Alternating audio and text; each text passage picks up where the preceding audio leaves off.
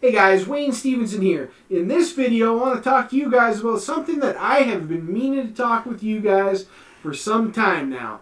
You guys remember my video on the Flysky transmitters? Also put a link down below, but there's a link right up top there. I think I left out auxiliary channel setup, and I apologize if I did. I'm not going to go back and watch that whole video just to confirm, but because I'm going to go into a bit more detail here anyhow, so this isn't redundant. At any rate, I've been in contact with somebody on social media, and I've been giving them a hand here, and I thought, what better way to help out than to put a video out, a tutorial. So this tutorial can help more than just one person out, and they say a picture's worth 1,000 words. Well, here's my video. So let's get started. I'm going to grab my Flysky remote here, and we are going to get my other camera here, and I'm going to show you. First off, I want to get into the anatomy of the controller here. So we've got this, the FSI-6 is a 6 channels, why they call it the i6. There was an i4, it's got 4 channels. 6, we got 6 auxiliary, or 6 channels, 2 of them auxiliary. The 4 channels are your stick controls plus 2 additional. So you got a switch A and a switch B. That completes your 6 channels there. You have the option for 2 switches here, 2 switches here, and 2 knobs there. This one, and this one, or sorry, this one, and this one, I got in the way, are 2 position switches. And then we have a 3 position switch right here. And then we've got 2 VR, or variable resistor, knobs here. Now, thing to point out here is that when your switch is in the up position, that's in the low signal position. And down here, you're in the high signal position. So the down is the signal is higher, it's on. And I'll touch on that later because that's a safety feature. And we also have the variable resistors here. So to the left, that's your low signal. To the right, that's your high signal. All right, moving on. I'm going to power this up, and I'm going to show you how to set your switches to the channels that you want, or assign your auxiliary channels to your switches or your knobs. So let's get into our setup here. So we're going to hold the OK button down. That's going to get us into the menu system. Now, the user interface on these Flyskys is not very intuitive. You got to hold down the cancel button to say OK.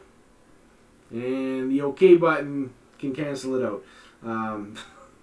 So anytime you're saving anything, hold down that cancel button and that'll save it. Holding down the OK button, depending on where you are, is actually going to reset the factory defaults for that particular setting. So I'm going to hit the down button to go right into function setup. Hit the OK. We're going to go down to auxiliary channels here. Let's go down there. Boom, here we are. So as you can see,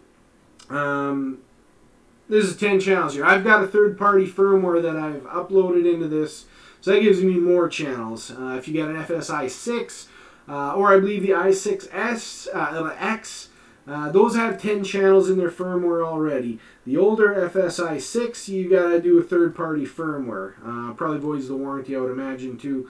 If you do that, anyhow, that'll open up some more channels, because the hardware is capable of more channels. It's the software that was limited, the firmware. So, quick firmware update, you're good to go. So as you can see here, channel 5 and 6, those will be our auxiliary 1, auxiliary 2. I've got the auxiliary 1 set to switch A right here, and B set to that one, or switch B, for my second auxiliary. Now if you want to change those, just hit your up and down key. So you hit down, it switches to VRB for that one. So to say that's this knob right there. Hold cancel button, we'll save it. Boom, now it's saved. Let's go back. You can see it's now set to VRB. I'm going to change that back because I don't want to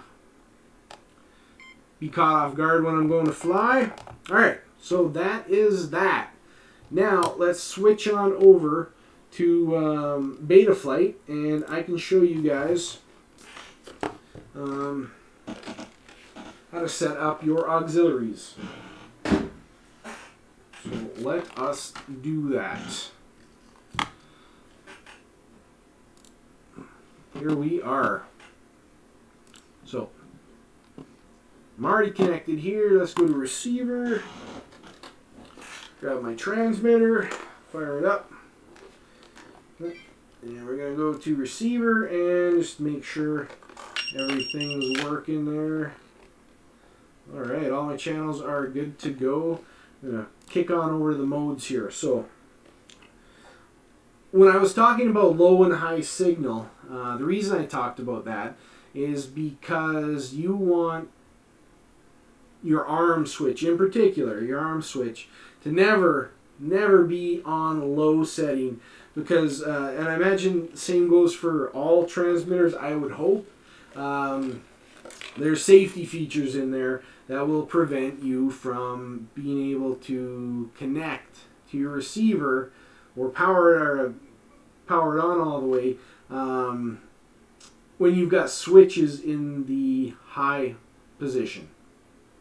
And that's why I would say it's a safety feature, because say if you set your arm position to low, let me show you what happens.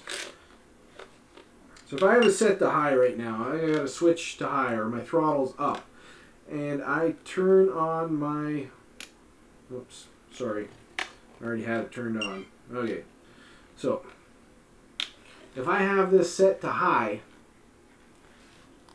you can't see me, or yeah, you should be able to see me. There, you can see me. You can see me. Okay, so I have this set to high right now. I'm going to turn on my transmitter. I want you to see what happens. Won't let me turn on until I put it into a low state. Now, if I take this threshold here for arm, okay, and I move that over here, like so. Okay, so now this arm is in the high state. I'm going to turn this off. Now I got to have this up because I got to turn it on. It won't let me turn it on if it's in the high state. Watch what happens when I fire this baby up. Boom. Now if I've got any power coming in there, I've got a blender going in my face, and I don't like blenders going in my face. So this is serious stuff. Like, this is literally a blender. If you're giving it any throttle, if you got throttle going when it powers on, or you got like a pit loop going, that thing's going for your face, or going into your window or a wall, or into someone else's face. So don't take safety lightly, please. Do yourself and everybody a favor. We don't need any accidents. We've all had close calls, I know that, and we've all done stupid stuff, but the software out there now kind of prevents us from doing stupid things.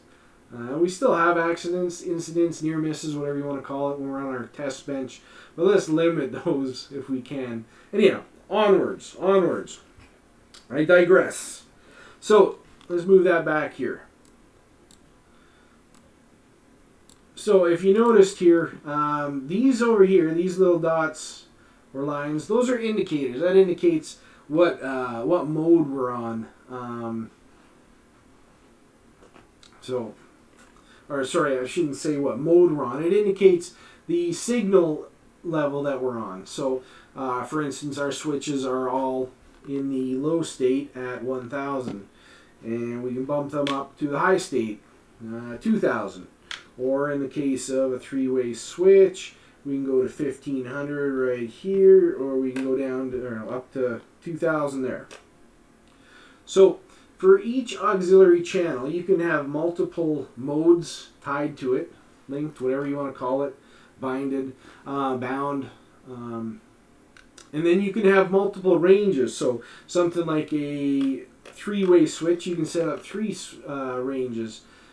You know, if you wanted to use, say, your variable resistor knobs, or your knobs, whatever, let's call them knobs. If you wanted to use one of your knobs, you can set up as many as you want over the range of that that you want.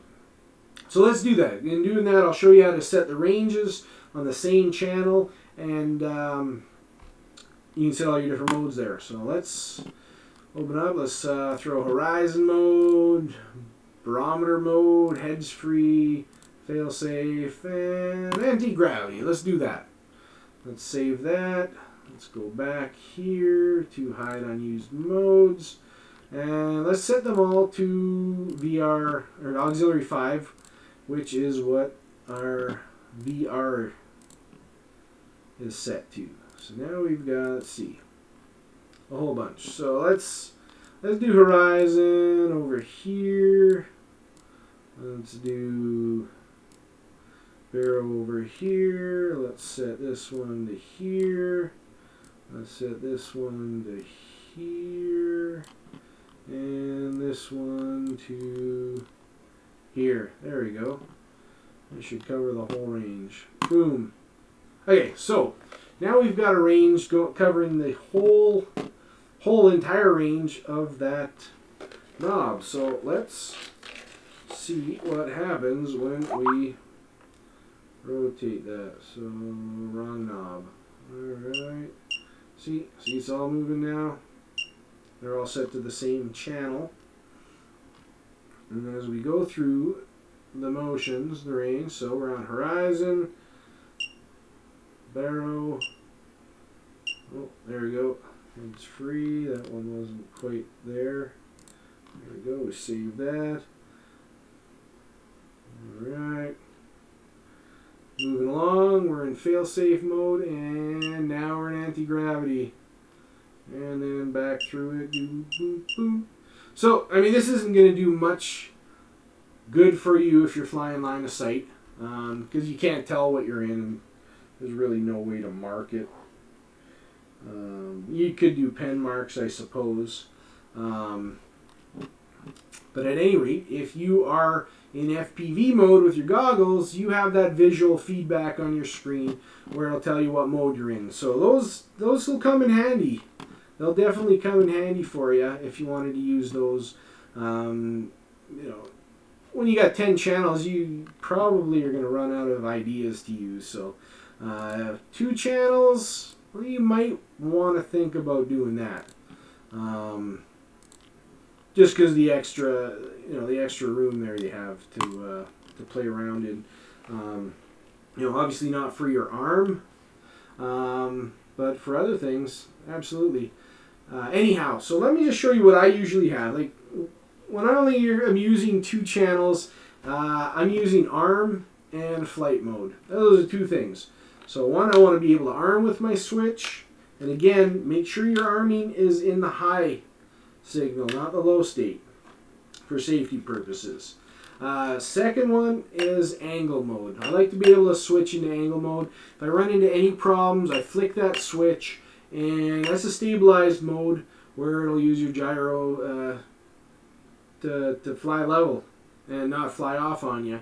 So if you lose your video signal or you're lost and you need to get your bearings for a second, rather than hunting around and killing your battery, flick it into stable mode, take a breather, look around, see where you're going, see where you need to go.